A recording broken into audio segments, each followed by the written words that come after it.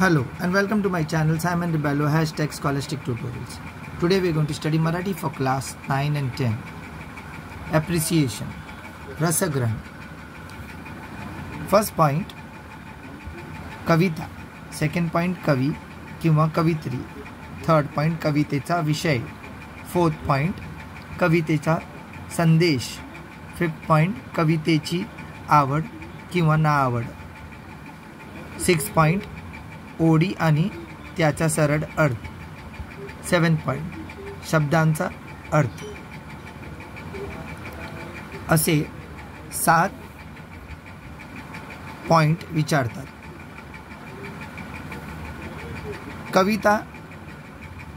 कवितेचं नाव आम्ही लिहायचं इथे.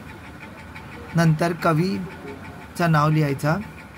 कवितेचा विषय हा फिक्स आहे, फक्त इधर बॉक्समध्ये आपण चेंज करायचा. फक्त एक शब्द टाकायचा इथे. डॅश सोबत मिळणारा शिक्षण किंवा आनंद याचा डॅश केला आहे कवितेचा विषय. कवितेचा संदेश माणसानी कृतज्ञपूर्ण, निस्वार्थ, त्यागपूर्ण आणि मेहनती असावे. कवितेची आवड किंवा नाआवड. सौंदर्य शब्दात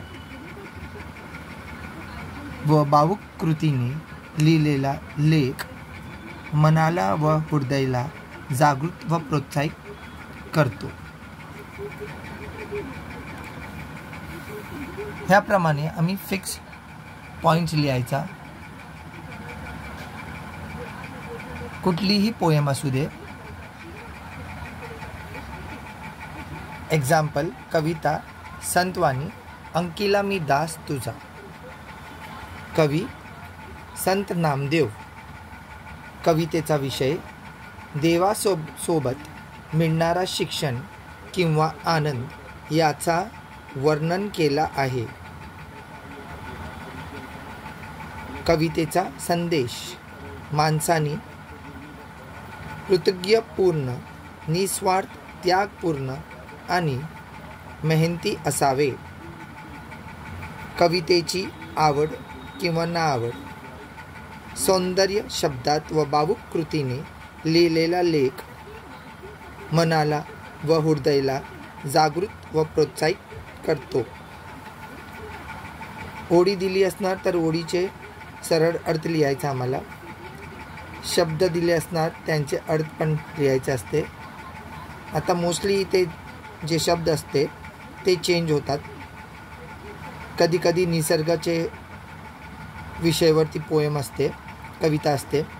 तो निसर्गासोबत मिळणारा शिक्षण किंवा आनंद याचा वर्णन केला आहे. किंवा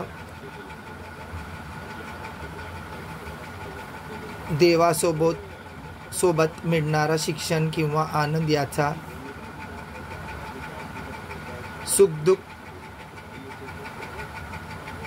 केला आहे, महत्त्व केला आहे, लाभ केला आहे, काळजी केला आहे, भावना केली आहे.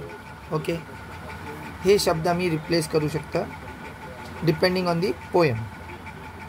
देवाला आई मानून देवरूपी मातेने बाळाचा म्हणजेच आपला सांभाळ मायेने करावा अशी विनवणी करणारा हा अभंग आहे.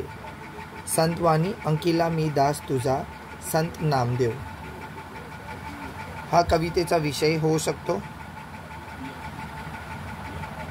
किंवा ओळी दिली असणार तर ओळीचा सरळ अर्थ हे लिहू शकतो आम्ही. तसेच दुसरी पोएम आहे संत एकनाथ महाराजांच्या. या ओळ्या योगी पुरुषाचे महत्त्व सांगणाऱ्या आहेत.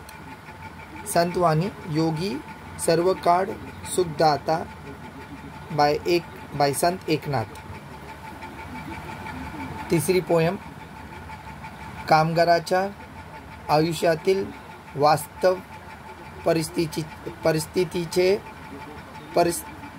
परिस्थितीचे चित्रण. 2 दिवस नारायण सुर्वे. 4th पोयम देशाचे प्राण पाणी रक्षण करणाऱ्या सीमेवरील जवानांविषयी कृतज्ञ व्यक्त करणारी ही कविता आहे. पोषण इंदिरा संत हा कवितेचा विषय होऊ शकतो. हा नाही लिहायचा आहे तर फक्त इथे शब्द चेंज करा.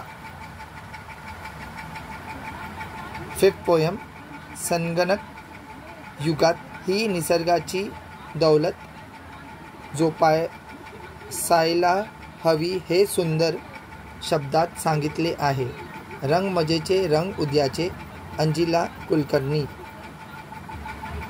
6th पोयम माणसाने आपले आयुष्य झाडासारखे जगावे हे सूत्र या कवितेतून मांडले आहे. हिरवेगार झाडासारखे जॉर्ज लोपेस.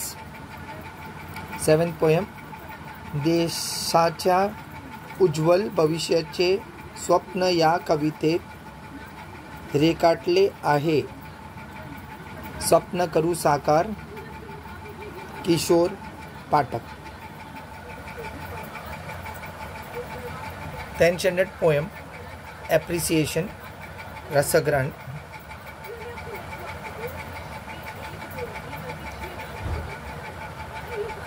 ह्याप्रमाणे आपण लिहू शकतो. 7 पॉईंट्स फक्त 5 विचारतात. 6वा आणि 7वा कधी कधी देतात कधी नाही देतात. विषय आपण हा लिहू शकतो किंवा पोएमचे विषय इथे दिले आहे. Please like share and give a thumbs up. Do subscribe my channel for more such videos. Keep sharing. You can take a screenshot. हा एक केला तर तुम्हाला सर्व पोएम्स इझी होणार. ही पेज प्रॅक्टिस करा. थँक्यू.